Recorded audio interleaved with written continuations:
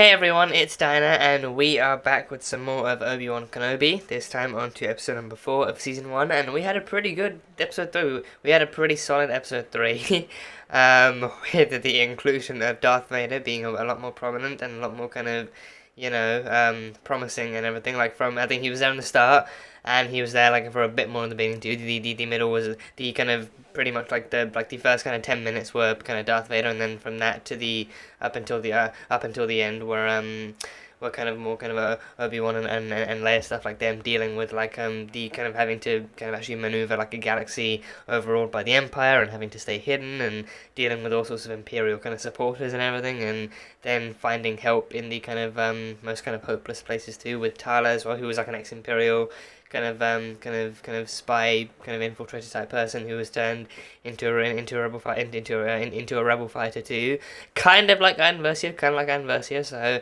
that was really cool. But yeah, Darth Vader came in, think he opened up with him on Mustafar, giving orders to Reva, and actually kind of ordering kind of some progress on the kind of hunt for Obi-Wan and everything too, and even promising her the role of the Grand Inquisitor position in return for her successfully finding him and everything. So that was cool.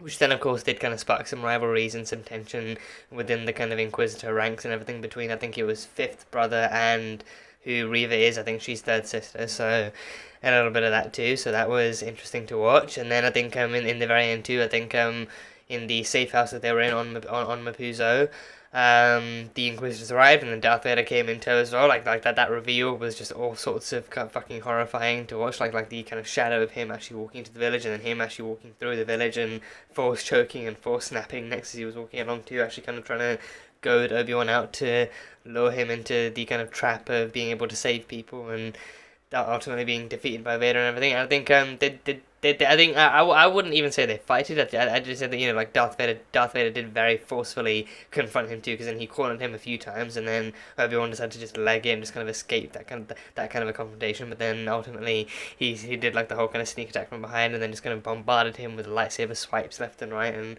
all that kind of stuff, and then even force pushed him, and then even actually kind of managed to create his own little kind of very kind of much smaller kind of little kind of pit of kind of fire and everything to drag Obi-Wan through, and boy did he drag him. He dragged him through on one side the entire time, and actually singed the kind of sleeves off one of his arms and everything. So I mean, knowing them and knowing the story too, I'm pretty sure like some back spray will kind of heal that right up and everything. So that's just like and maybe even Vader knows that like that's not going to be a lasting injury. So then, knowing him, he's also got like worse plan for him. But then on the other hand, he's probably thinking to himself like, oh, they'll probably just kind of waste some kind of back to back spare on him. So when they catch him again, he can do it all over again. So yeah, but no, I think Vader made his plans very clear that he does intend to torture and kind of actually make Obi-Wan beg for death and show him no mercy whatsoever after 10 years of imagining this too. And I think I've seen so many different kind of really emotional and hard-hitting kind of fan theories and kind of fan analysis of that scene too, of like what Obi-Wan must be thinking and how Vader must be feeling, and exactly like how that scene is like such like a surprising culmination of like 10 years of having to live with like different variations of the truth and all the stuff that went down in Revenge of the Sith. So yeah, it just I think yeah, it just shows how clearly kind of like certain people actually being able to see this series and this story going forward, and exactly like how kind of well they're actually doing the story in that sense too. So it's been fun. It's been fun. So yeah, last I think we had some kind of like seemingly interconnecting kind of story kind of connections between this and Fallen Order, with some of the kind of the force sensitive kind of smuggling going on too, like the kind of smuggling of force sensitive people overall, but then a few of them being younglings, and also some of them being maybe potential Jedi as well, and then with what the story is in Fallen Order, which takes place 5 years before this. I think I felt like there could be some kind of some kind of connectivity there too. So only time will tell what else they choose to include, and how much more of the story they choose to kind of make original in a way that feels kind of familiar and kind of similar to what they've done before. So yeah, it should be fun. But yeah, so that was that kind of stuff, and then we kind of like the kind of pretty much all of the middle stuff was just Obi-Wan and Leia just kind of like maneuvering their way through like a galaxy so overrun by the Empire, and actually kind of trying to stay hidden, and actually kind of talking amongst themselves and finding out more of like Leia just kind of being inquisitive as all hell, like about the Force and about the dark side, and not about the dark side, but thinking about the Empire, and like seeing Tala dressed up in Imperial clothes, and then like knowing that she's still on their side and trying to help them and everything, and then even asking Obi-Wan about the Force, about how it feels, and like kind of wondering like kind of maybe like maybe wondering like what kind of effect it has on a person to use it, but then also in Obi-Wan's case, like him having not used it in 10 years and actively needing to tap into that power again was a very, very visibly kind of life-changing thing too. So yes, but it was interesting. It was an interesting episode, so can't wait to see where they go from here. But yeah, for the most part, that is pretty much all I've got. Again, Darth Vader's kind of return was really, really well done. I think, again, Hayden Christensen being in that kind of body and in that kind of suit and everything, but then actually bringing James Earl Jones back to voice it just like made it all kinds of iconic. So can't wait to see exactly maybe what their first meeting might be like and everything. So that should be a fun kind of thing to explore. So yeah, that is pretty much all I've got for now, though. Just like some little tidbits here and there and just some main points covered. So yeah, on to episode 4 of Obi-Wan Kenobi. So let's go. Oh, the same one Anakin uses too. They actually, yeah. He's actually upright too. Yeah, he's actually upright. Like I think the one that Boba Fett has, he actually lies down in it like an actual it's like a tanning bed or something. But no, this one, yeah. Oh god, the parallels. Oh fuck's sake. God, the parallels of both them being in Bacta tanks and reminiscing the battle. Oh. Obi-Wan is dead. No. You know that's not true. Like you know Ben is too strong to die like that. You know. Nobody's coming. Hopefully she knows. Hopefully. You put us all in danger. I need your help. So does every kid. Is that Ice Cube, son? From here to Coruscant. Someone very I think O'Shea Jackson. Isn't I it? need your help to get her back. General. Oh, I think that's O'Shea Jackson. Yeah. Oh, That's that's not my cool. problem. I had a wife once. I knew exactly what she was before we got married. We tried to hide it. Force sensitive. And the Inquisitors found her anyway. Ner. It's a water moon. No. We got this off the grid while it was Very interesting planet names in this universe. Nah. Well, I have officer clearance. I can get you inside Oh, and I can that's get you true. access. Is your cover still intact? We'll find out soon enough. Oh, so it'd be like a. Well, I mean, it kind of makes sense.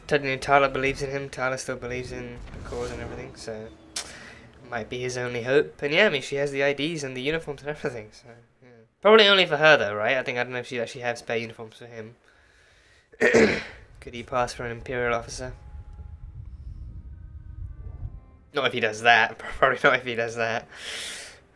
If you tell me where the path is, you Oh, can so go get her to home expose to Tala and the entire rebellion. this. I don't know anything about a path. She won't give it up that easily. Well, let's think a little bit harder, shall we? You're not gonna force invade a child's mind, are you? Like, doing that to an adult is one thing, but to a child is just fucked up. Alright, I'm inside the system. Here we go. Good thing you're whispering. It's a good thing you're whispering. Is he underwater? Oh, he's underwater. Oh, he's underwater again. Oh, she is force invading a child's mind. No, Reva. Oh, is this how far you're willing to go for that? Stare contest. Oh, it's a strong mind. Leia has a strong mind, huh?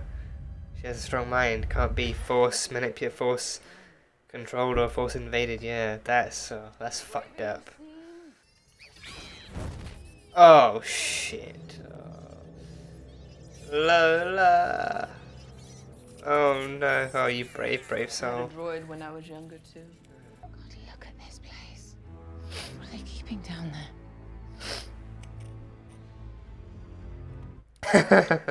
What happened to whispering? This isn't your station. Oh, for fuck's sake. Classified Let's see intel. some identification. Oh, Jesus. You guys and your identification. Oh, she took him out. Yeah, she's taking him out. Okay. Oof. Is that really? They didn't even see a leg going up the side, really? Ben. Oh, shit. Oh, using the force to Create some thuds. Okay, can you do that? Can you create some thuds? We're all on the same side here. These people, they'll leave you too. I'll have to tell my father first. That's okay, right? You said we're all on the same side. This you, Try, princess. you little shit. You little. Is that like an actual torture machine or like some kind of force torture machine? Oh, no. Whoa, whoa. Oh, well, these force sensitive people that they've captured. Whoa. Who the hell is that? It's just force sensitive. It's just force sensitive people. So are they buried then? Is that them being buried, or is that like suspended animation? Whoa, that must be maybe that's the wife. Maybe that's Roken's wife. Some people. A youngling! A freaking youngling! That's a youngling. I found evidence before the escape. Impressive. Unless, of course, Is Tala gonna die? you're lying. Oh shit, is Tala gonna die? She's gonna search her mind. Cause she took a big risk actually giving. Oh, that was good. Oh, that was a good entrance. Yeah, lights out and light up with the. Oh, it's a stealth takeout. Stealth takeout. Yes. Oh, that's so good. That is so legitimately good. Lights out, lightsaber on. That is actually so fucking badass. Yeah. Oh god, that's good. Shit, Seeker. Oh, the helmets. Oh, blasters. Oh, there we go. Deflection. Can you do deflection at least? Can you do deflection at least? Yeah, he can do deflection. Oh, there we go. And he can just battle people who are really shit at fighting either way. Yeah. Oh. God. Okay, see, he's actually picking stuff up again. He's definitely picking stuff up again. Oh, that was a good one. That was a good deflection. Yeah, that was a good one. Oh shit. Oh shit. There, now let go. Or just shatter all the other. Oh, nice one. Nice one. Oh, nice one. Just floating off into the water. Oh gosh. Just hiding her under your coat. Just hiding her under your coat. People are really not going to see two bright red shoes under that coat. Really? Oh shit. How far can they get? How far can they get? Nope. Nope. They can't get far. Can't get very far. Can he use the force here? Can he stop all of them like Neo style? Can he be like Neo from the Matrix? Just use the... Oh, no need! No need! Rebellion! Rebellion! There we go. Oof. Oof. Oof. Oh, poor droid. Poor droid. Wade? Oh god, is Wade gonna die? Oh. What's she gonna... Oh, explosives! No! Wade! Oh shit. Oh no, he's gone. No, Wade's done for. Wade's done. Oh. Oh shit, Vader's pissed. You were born. What defeat? Oh god. Oh, Vader's pissed. I will tolerate. I put a tracker on the ship. She did? Soon the location of the network and Kenobi will be ours. I have underestimated you. But my lord, the base was almost destroyed. Kenobi is all that matters. You're certain the tracker is with? Yes. Or did she put something on Leia? Did she put something on Leia? Where he goes, it will follow. Did she put something on Leia? Because she was in close contact with Leia for a while, so is it on Leia? It has to be on Leia. It has to be a tracker on Leia. Maybe in the droid, because I think we didn't see her destroy it, but then we didn't see her give it back either, but then either way it could be with the droid. Aww.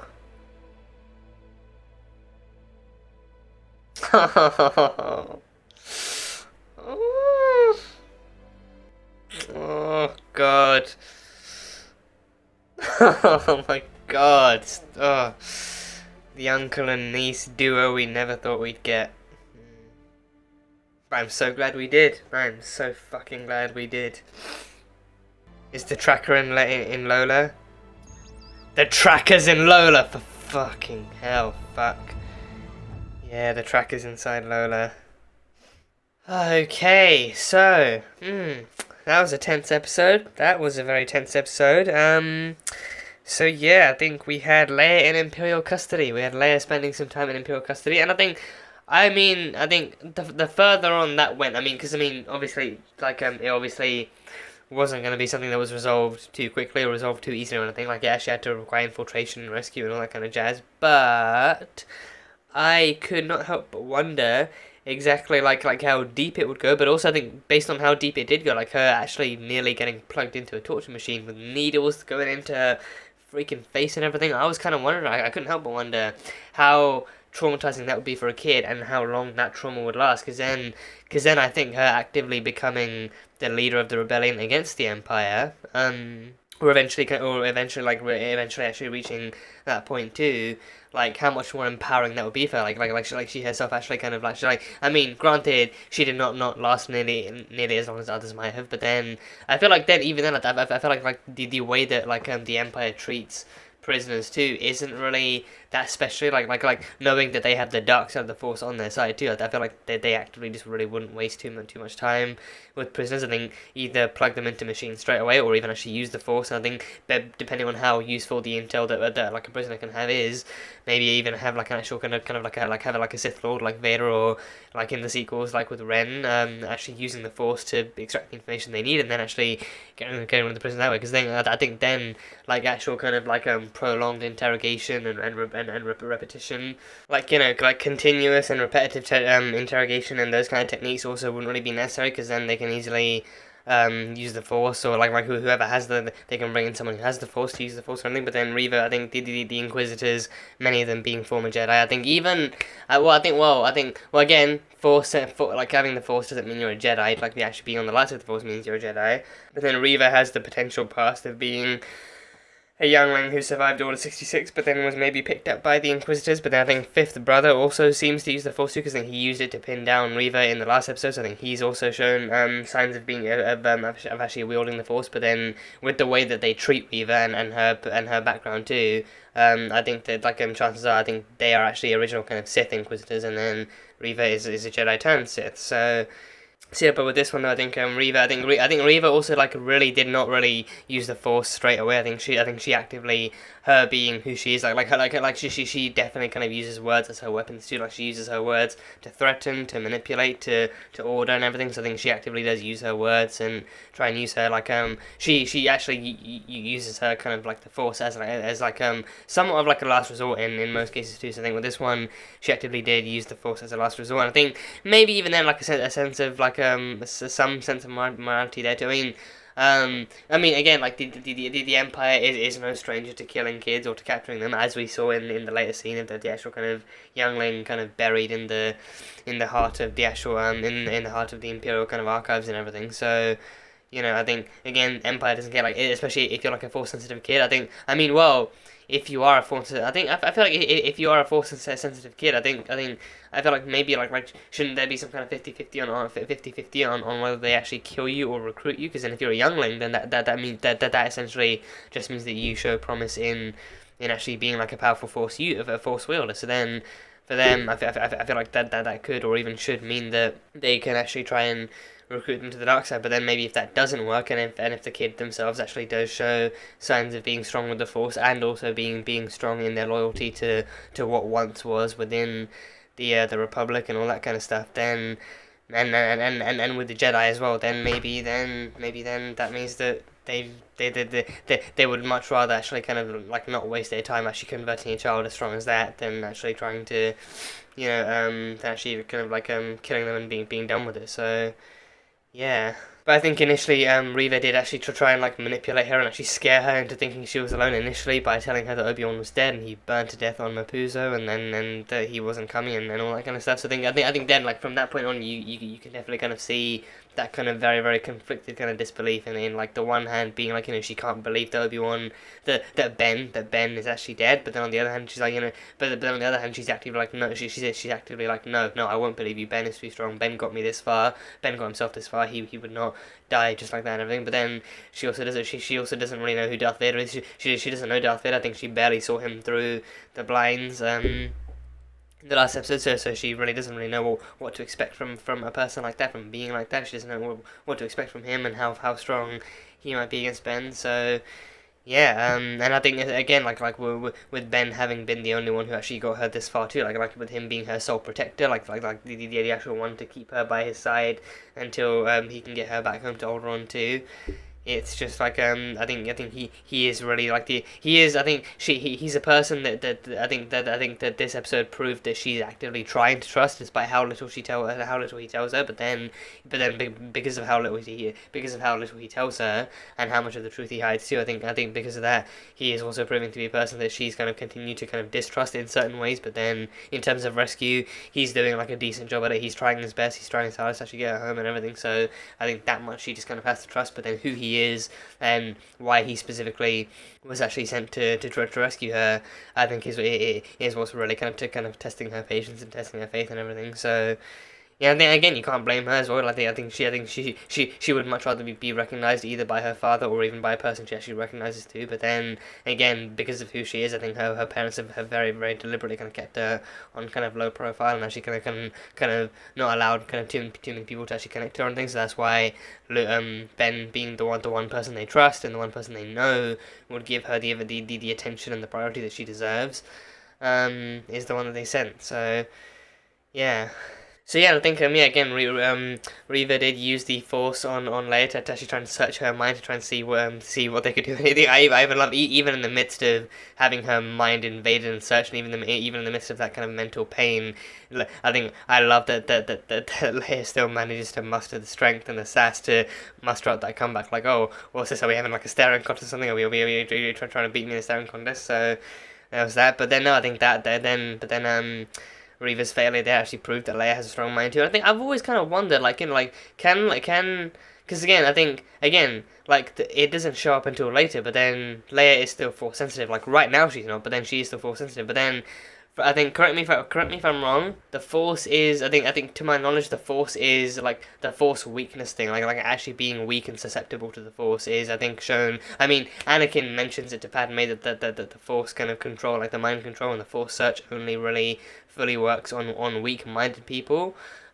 Which I mean, I don't know exactly how that kind of. I mean, I'm not really sure if they ever kind of specified exactly how that works. Like if it's on someone with like an actual physically weaker brain, or if it's someone with like a or if it's someone with like a weaker or more like a weaker mindset, like maybe someone who's more stubborn or someone who's more kind of impulsive or reckless or something. Maybe someone who thinks a certain way might end up being more kind of weak-willed against the Force, or maybe like I mean like say anyone who has like an actual kind of physical or like actual like a physical kind of illness or ailment with the brain might do it, but then maybe someone who's actually just kind of like so like maybe someone so impulsive and arrogant to and so dead set in their ways that way might, because again like they only ever really said like only weak minds, but it's like is it like someone who's uneducated or like someone who's kind of like ignorant or like angry, or like maybe someone who's emotionally kind of reactive. Maybe there's someone like that. Because then I think in that case too, I think there's someone who's like really paranoid and really worried about a lot and constantly kind of anxious or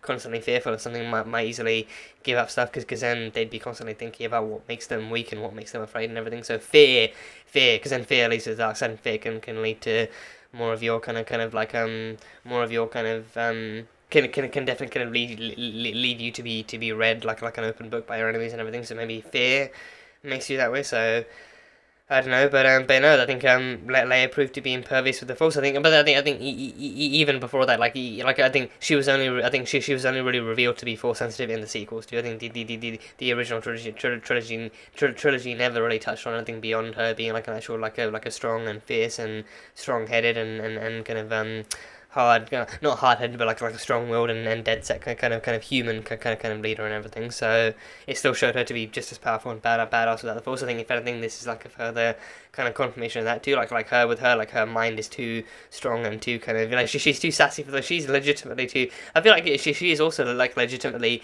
too sassy for the Force. She's actively too sassy for the Force. Like her sass is all natural. It's all just her and her mother's personality shining through as well. So. I think again she gets it from her mother. She gets that force resistance from her mother. She literally gets it from her mother. So,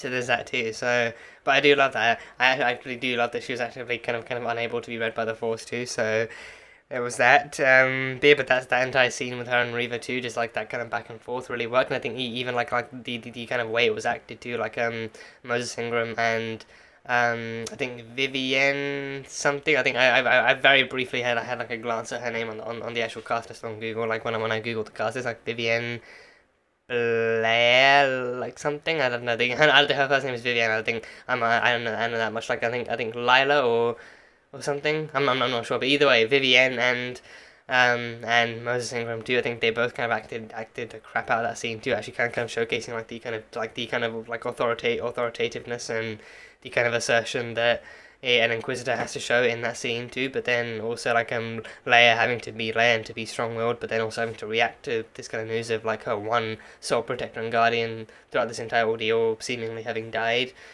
and everything, so that was really great. But then after everything else too, I think even after being continuously told that Obi-Wan was dead, but then also like even after the whole Force mindset thing too, the one last thing I think that Reva said before sending her off to be kind of interrogated by the bigger machine and everything, but the torture machine, was that no one is coming for you, which is also exactly what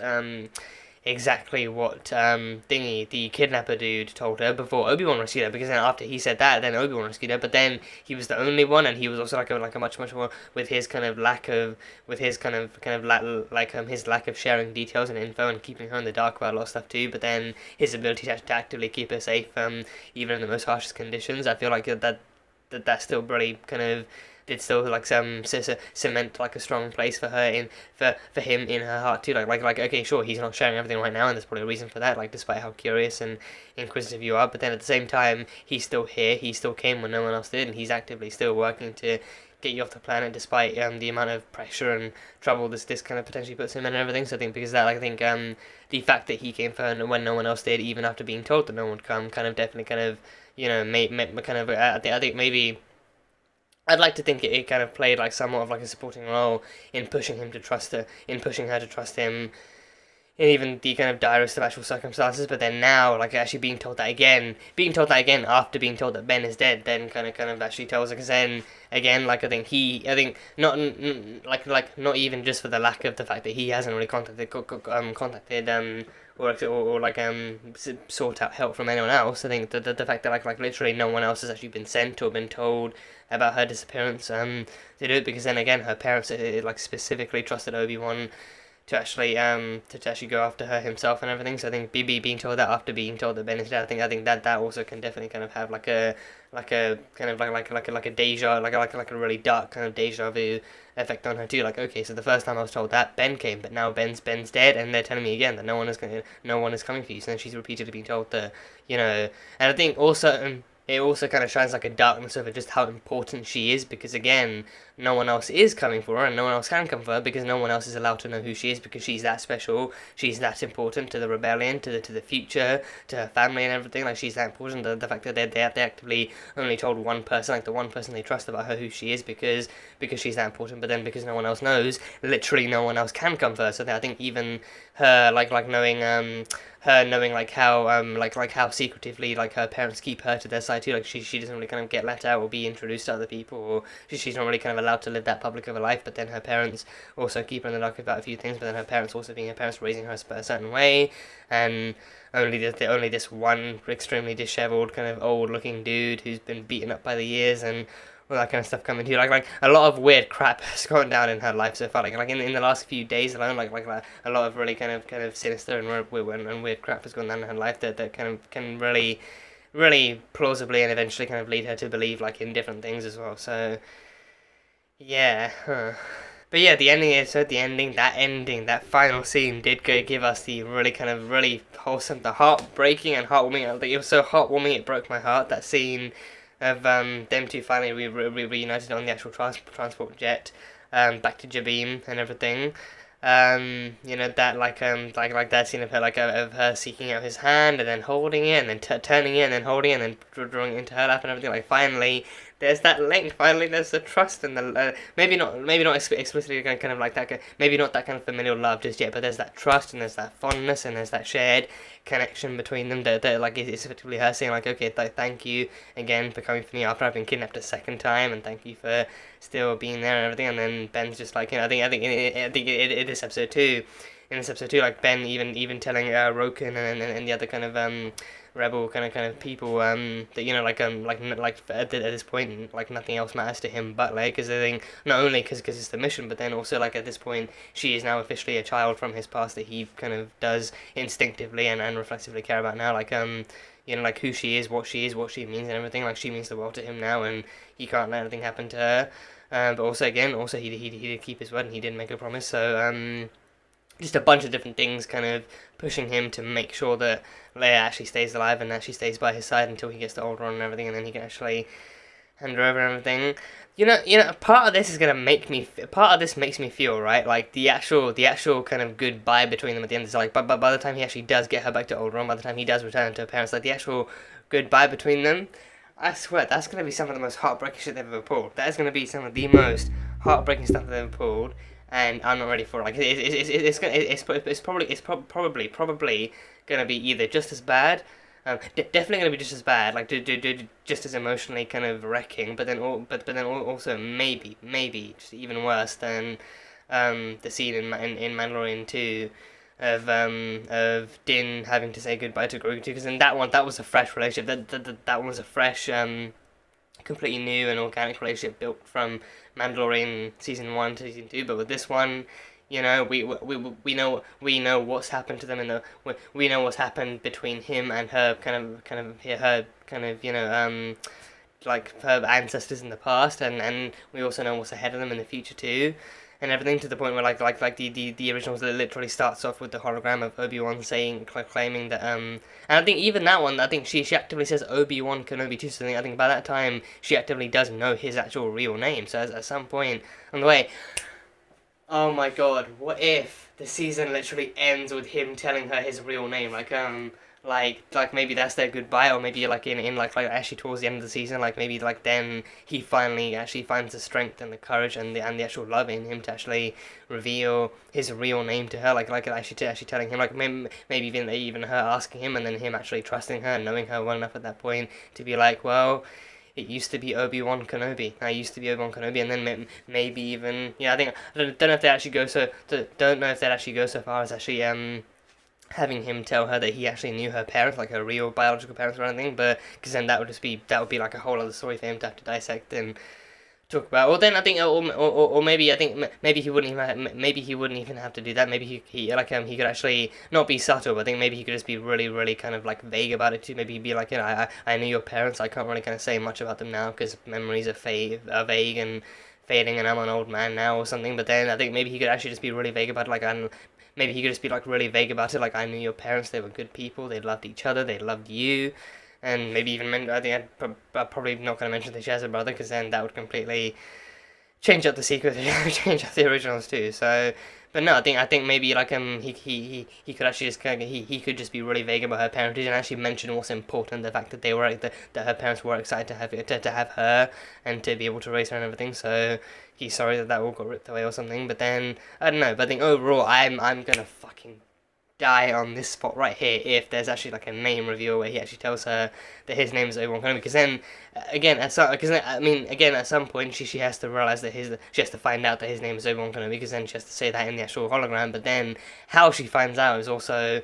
I think having her parents tell her off screen would be, it would be whatever it is, but then actually having him open up after 10 years of hiding away from the Empire, after 10 years of hiding away from the guilt and the kind of sacrifice he made, and all the anger and all the emotions building up within him after episode 3. For the first time in 10 years, he actively reveals his real identity, his true history and his true past to someone, and that's someone being a 10-year-old girl that he's kind of spent the past kind of week or couple of weeks with, trying to get her home to her parents and everything. Like the kind of 10-year-old girl, like the actual, like his niece, like technically speaking his niece, like the daughter of his two of his closest friends and everything. So if they do that to me, I'll never forgive them for it, but I'll deal with it. I'll never forgive them for putting me through that, but I'll deal with it. So, yeah, but again, that scene of them actually holding hands and actually being kind of content with each other and finally being at peace and being at some temporary kind of safety, that's just everything. That was everything. So, yeah. And yeah, we met the other kind of rebels. I mean, I am calling them rebels because of like their I mean, I don't know. I think they aren't, because I think they aren't actively fighting the Empire. They're not so like, did they even specify that they're not soldiers? I think, I don't know. I mean, rebels are pretty much like not exclusive to soldiers. I think the rebellion like consists of people in all sorts of different jobs and all sorts of different roles, and it's just people who actively make a stand against the Empire, like actually refusing, even defecting from the Empire, as we saw Iden Versio and her husband do too. I think actively defecting from the Empire and refusing to follow their rules and actually joining the rebellion instead. Even like that, that action before they started firing rebellion blasters too. Even that simple action made them rebels and turned them into the rebellion and everything. So I think rebellion can easily consist of spies and smugglers and intel smugglers and all sorts of different things, even medics and all that kind of stuff. So like you shoot like becoming a Jedi and swinging lightsabers and actually shooting blasters, that doesn't make you a rebel. Actually believing in the cause and standing against the Empire and standing against that kind of that kind of fascist order is what makes you a rebel. So there's that too. So I think they then, like actually being on Jabeam and actually creating all those fake IDs and actually helping smuggle people in and actually sending them out and getting them to live more prosperous lives away from the Empire. That's what made them the rebellion. I think with this still being like with this still feeling like it's in the early stages of the rebellion. Because I'm not actually sure that they've even used the word rebellion like at all in this. I think I'm not even sure that they've used the words rebellion or rebel in this at all. I think so far they've definitely done like a show not tell, in the sense of actually kind of the telling they've done is actually talking about people who stand against the Empire, but then they're still not calling them rebels. They're not really at the point of actually calling them rebels or even part of the rebellion. Yes, I think I feel like like right now the rebellion is still just like an idea and like something for people to strive towards before it actually becomes labelled as the rebellion and everything. I think even then I'm not even sure if it's the actual rebellion that calls themselves that, or maybe if it's like a label that's smacked on them by the Empire or something because they're actively rebelling against Imperial rule and everything. So don't know exactly like how that gets formed or how that happens, but either way, I think so far it's just like people who are actively making a stand against the cause and everything. So yeah, because then again they actively said like they're not soldiers or fighters or anything. Like they're just people with the right amount and the right type of intel to actually give like Force sensitives like a new ID and like a new life and like a new path in life too. And that's why it's called the path too. Like it's the path to freedom and salvation and all that kind of stuff. So there's that, probably called the path for other more official reasons, but still counts. So yeah, but we went Roken. I think is played by O'Shea Jackson. Ice Cube's son, and he's been in like a few different kind of things over the years too. I think the first thing I heard about him being in was that NWA movie, the biopic on the NWA, where he actually played Ice Cube himself. So I think him being the son, it kind of makes sense. So that was the first thing I heard about him being in. But then I think since then he's been in like a bunch of different. I think maybe TV shows and some other kind of indie movie kind of projects and everything. So seeing him in Star Wars here is pretty fun too. So that's pretty cool. So I think he also seems to be the guy kind of running everything and actually making sure that they stayed off the Empire's radar, but then also actually got people in and out as quickly as possible and as safely and smoothly as possible. So he did that, and he had a Force sensitive wife. He had a Force sensitive wife that he lost to the Inquisitors, and he married her and actually he partnered with her and actually married her and lived a life with her, and like this is like knowing what she was and knowing what the risks were, but then he still married her. But then the Inquisitors caught on and they took her away and everything. So then he lost his wife to them. So again, like he said, perfectly capable of actually kind of understanding and then identifying exactly what the Empire is capable of and what the Inquisitors are capable of and everything. So yeah, there's that. And I also think it's because of the fact that like I feel like it's because like especially like in the original trilogy too, I feel like you didn't really kind of have anyone who actively supported the Empire, but then you didn't have anyone like even those who weren't rebellion, but then still took like their own side. I think you didn't have people. I feel like at least like to my awareness, like you didn't have people like Freck in the original trilogy. Like you didn't have people who were actively supporting or like actively kind of standing with them before understanding what they. I mean, maybe that kind of stuff changed. Like people who did stand with them initially thought they were doing the right thing, but then they actually kind of hopped off and actually realized, okay, shit, this is actually bad. They're actually not the good guys at all. So then they stepped off and things. So I think but then by the time of the original trilogy, actually that's when the rebellion exists, that's the whole thing, but then that's because it's had time to grow and to nurture and to actually kind of teach each other what's right and what's wrong, and to help each other stand up and everything, and that's when they've accurately been dubbed the rebellion. So I think right now it's like the idea is there, the people are there, as little as they are, like as kind of small those quantities are, the people are there, the kind of light, the spark is there. It just needs to be ignited a bit more to light and all that kind of stuff. So yeah, so I think maybe that's also kind of why the kind of like they're definitely going for like a show don't tell of the rebellion here, because like right now it's just an idea. There's not really too many people behind it, but it's like some people are willing to stand up, and then if those people are kind of vocally are represented vocally enough, then maybe others can actually come in and actually kind of see the light and all that kind of stuff. So yeah. And then we had Tala kind of lying to Reva, Tala like causing a distraction, but then that distraction being calling a meeting with Reva to tell her about the kind of safe houses and the kind of and the rebel kind of stuff going on Jabim.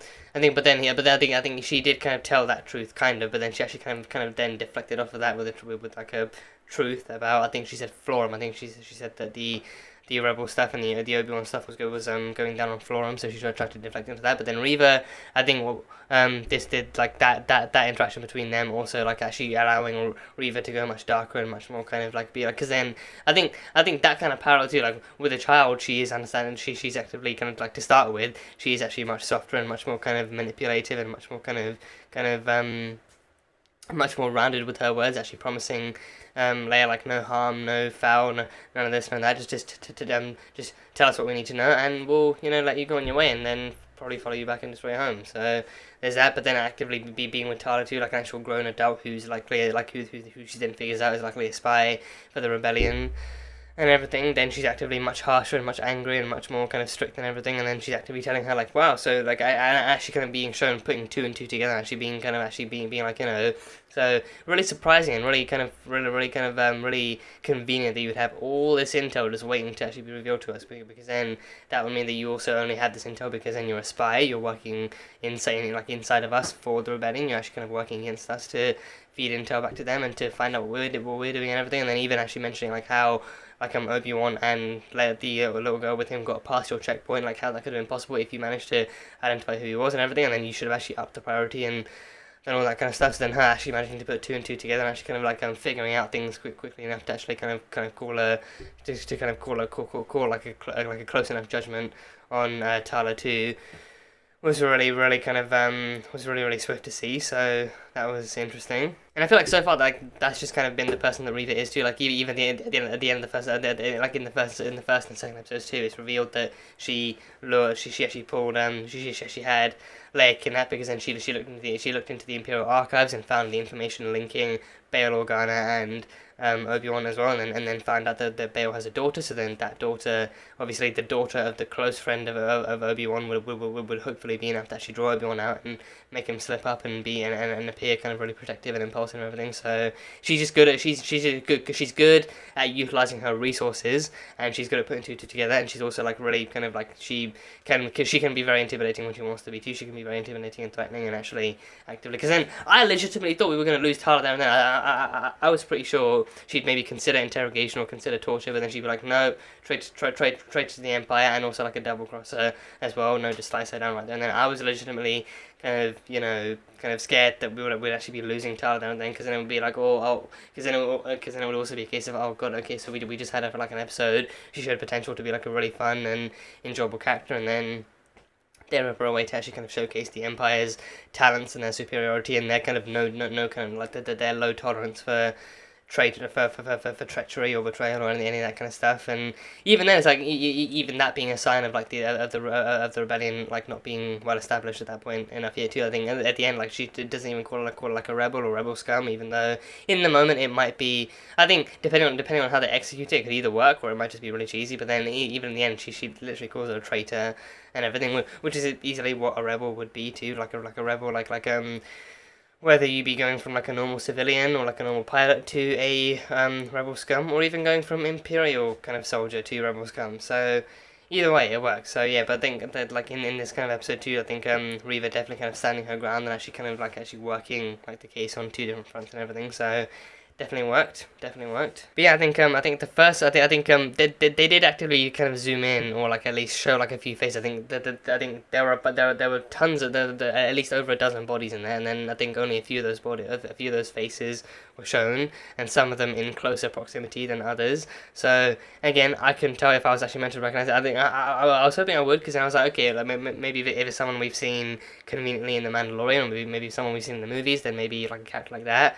You know, like a face like that we would probably recognise, but I didn't recognise any of them, so if there was anyone from Clone Wars or Rebels or something, then I definitely would not have known to actually make that kind of placement, or to actually kind of understand that kind of face. So, but I think either way, like I think again, it goes without saying, it would not need to be a reference or like a recognizable face for it to matter. Like the whole point of that scene is to show the brutality of the Empire, the fact that like this really kind of like goes even further to solidify exactly how brutal and how ruthless they are in their hunt for Force sensitive people. Because then hearing that makes you wonder, like, okay, so do they kill them for being Force sensitive? Do they kill them for being with the light, or the light side, or actually kind of siding against them, or do they actively kind of bring them in and actually recruit them or torture them until they become Imperial? But with the youngling was there too, like with the youngling being there, you think, you know, you probably think, especially with Reva having potentially been a youngling, because then I wonder, like, could that youngling be from the same kind of because then if it is, because then I think I wonder then because then because then if it's death, then surely, like if it's from over the years too, then surely the bodies should have decayed by now. So then, unless they killed them, and then for some reason to preserve their appearances, like to actually kind of make them look as young as they were when they died, then maybe to preserve their kind of decaying corpses, then to put them in suspended, or because then it would make more sense if they're actually kept in suspended animation until they can actually kind of find a use for them, or actually kind of just kind of keep them alive for whatever reason. Because then again, if it's a Force kind of wielder, or even a Force sensitive person, then maybe like knowing the Empire, I think that they might just kind of like even slightly hold out hope that that they can actually be converted to the dark side or something. But then if it's like death, then it doesn't. I think if it was death, then it would be much more horrifying to actually kind of only be able to maybe actually have their corpses and their skin and everything decayed, but then to only be able to identify them by what they're wearing, or like what kind of species or whatever they are. Because then that would make it all the more ominous, and that would prove that they have actually killed them. And like, no, because then hunting someone down, and then hunting someone down is one thing, but then actually killing them once you capture them is another thing entirely. So then, with them looking almost exactly as like the same as they would if they were alive, it didn't really kind of like help to know. But then I think the wording again, I think I'm pretty sure, like you mentioned like a grave or like a burial or something along those lines. So I don't know, but either way, there's a room full of, you know, captured people who are Force sensitive, and then who've been hunted down by the Inquisitors and actually kind of then held kind of prisoner by the Empire. So that was horrifying, and that's the thing. Or maybe, actually no, I think I actually just came up with the reason why they might be in suspended animation instead of dead. So from the Mandalorian, we know that Moff Gideon captured Grogu because he was Force sensitive and he was a Force wielder, and also like he not only that, but he was a Force sensitive being who was actually being trained and raised within the Jedi Temple. So then and then he was rescued once Order 66 actually went down. So then because of that, if maybe like Moff Gideon found out about that, but maybe once Moff Gideon found out about him, maybe he also found out about his past too. But then like if anyone who knows his past would know that Grogu is Force sensitive too, and he's actually he's Force sensitive at the most, but also like a very kind of mild Force user, and everything. But then what Moff Gideon was doing to him was actually taking his blood, which had a high M count, like a high enough M count for him to be a Force wielder, and actually using that to maybe give himself Force powers or to do some other stuff. I do kind of I do mildly remember reading some theories about how that was actually linked into the whole kind of Emperor Palpatine thing, because then Palpatine created like clones of himself to, I think, maybe spread himself across the. I haven't rewatched the sequels, and I actually haven't rewatched the sequels at all. I think I've been meaning to actually get into rewatch of them, but then I did start like a Rogue One rewatch actually. I started a Rogue One rewatch yesterday to be prepared for Andor when that comes out, but then also to understand this period of the saga a bit better. So I started that, but then maybe after that I'll probably get around to doing like a rewatch of the sequels at some point. But I think in that one, I'm pretty sure like Palpatine actively cloned himself. I think one of his clones is actually Rey's dad, and then one of his clones was Snoke, and then I think there were other kind of more defective Snoke clones somewhere like in test tubes too. So I think the sequels covered how Palpatine himself actually cloned himself too. So I've read theories that maybe Grogu's kind of could have been like either in some kind of like connection to Palpatine's kind of very very kind of under the covers kind of experiments, or it could have been about Moff Gideon actively kind of giving himself kind of force like more blood with more midichlorians, because more midichlorians to then actually give himself some force powers and give himself the force and everything. So maybe it could be that, maybe actually keeping them under stasis, keeping them under suspended animation, but keeping them alive but under suspended animation could then mean that the Empire can then capture force sensitive people and actually kind of like actually collectively kind of like farm their blood or something, and actually kind of use that, because then if they won't stand with them, then knowing the Empire, they would have no problems actually being that kind of morally corrupted to actually harvest kind of force sensitive peoples and force wielders kind of blood to actually use that to create more kind of Sith force wielders too. So then maybe because I feel like then, like, even if that was the case, I think maybe then maybe like that would have been mentioned in the originals. Like maybe that would have been mentioned as like one of the plans of the Empire, or maybe something that they tried in the originals. Because then I think that experiment as a whole, I think, wasn't really kind of talked about or even mentioned or even brought up until The Mandalorian, which takes place after the original. So then, but then maybe it's like maybe something that didn't really work as well, because then they're hunting down force sensitive people, which I think because then, again, force sensitive. I think I'm probably gonna have to actually I'm probably gonna have to look up the definition of force sensitive, like if it means that it's someone with low connection to the force, or like introductory usage to the force, or if it's someone with like just high enough of like an M count to actually use the force, but then still not that high, because then like maybe it would mean that like because then the problems with the Grogu experiments too was that the blood there was he had like I think he said that initially like they showed promise, but then he would need more blood to actually improve upon the original results, but then he didn't actually have them because then Grogu was rescued and taken away and everything. So that was that. So maybe then the original experiments with the force sensitive people actually failed, or maybe there was some other kind of factor that they they failed to look into. So then maybe the whole thing failed. So maybe that's why they didn't really bring it up back then. So I don't know, just a theory, just something I actually kind of remembered that, oh yeah, the Empire actually did do that on Grogu, so then maybe they're actually kind of starting off here, but then it failed, so then they dropped it, but then after that, because then, especially because after the originals, like Palpatine went into whatever kind of hiding he went into to keep up the appearances of his death, and then Vader died too. Vader actually officially died, so the Empire was like in mostly kind of tattered ruins until the First Order came along years later. So yeah, I don't know, I really do not know, but either way, I think it's just something I remembered. So yeah.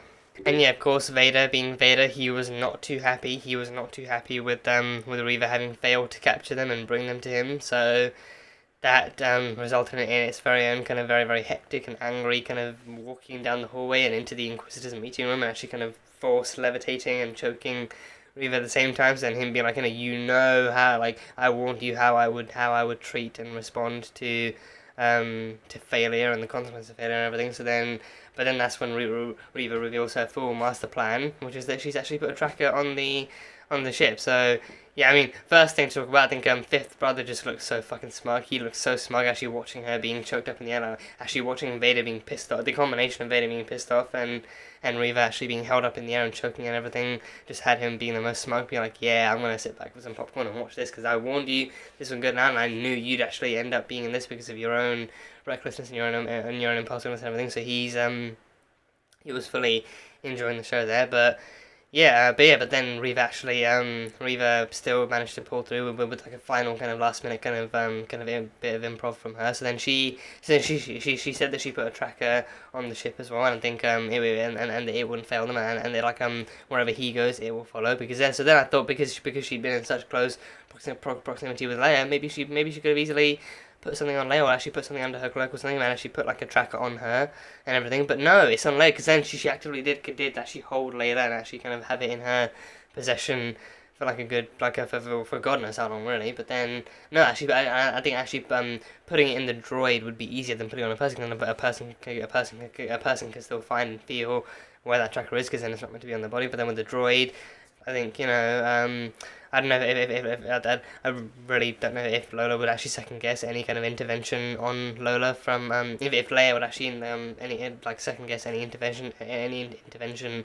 of Lola's kind of mechanics or like electronics from Reva's hand. But the thing is again, it's just way easier to actually hide like a tracker in a droid or something. So that would make sense. And I think especially like after she sent thingy out, I think, because I think I'm not even sure we actually saw Reva giving Lola back. I think we just like the kind of last thing, the last confirmation that we heard that Lola was actually still back in Leia's hands was actually Reva saying that she put a tracker on her. But then Lola actually being with her in the bag, I think, was like the next reveal, so then that kind of proved it. But then that also kind of proved that okay, Reva might have actually put the tracker on Lola too. So yeah, so now we're going to have the Imperials fully tailing it after Obi-Wan, which is going to make his journey even harder and even more hectic. So who doesn't love that? Who doesn't love that? So yeah, in the end, it literally equals more story. So yeah, they gotta take this somewhere. They very easily gotta take this somewhere. So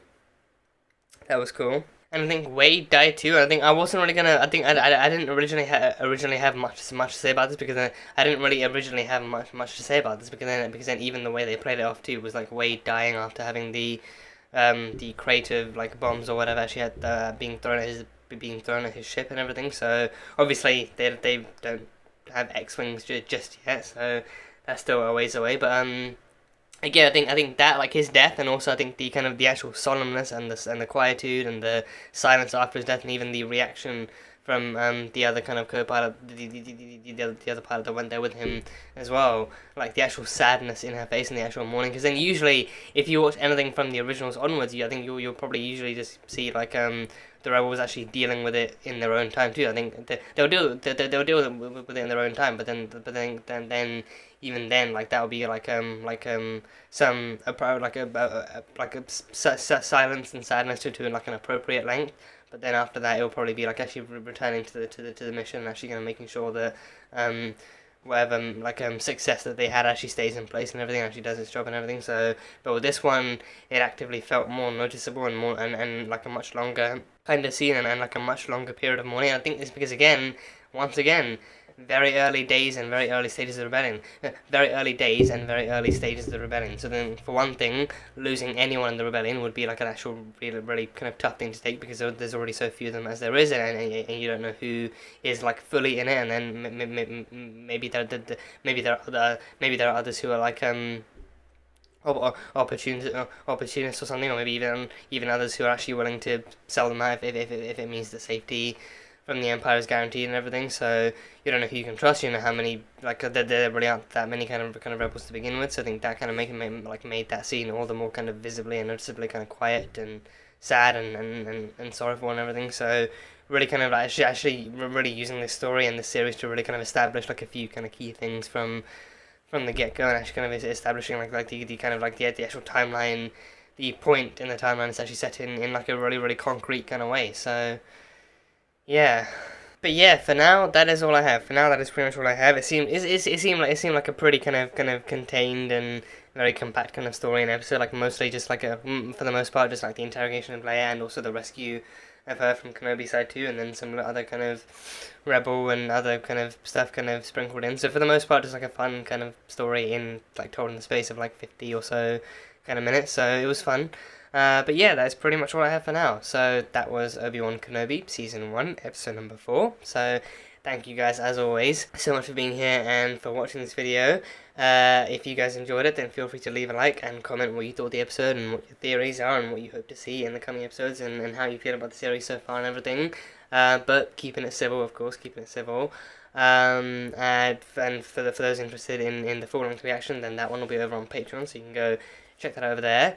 And yeah, that is pretty much it. So, and yeah, that is pretty much it for now. So until the next time, bye bye for now.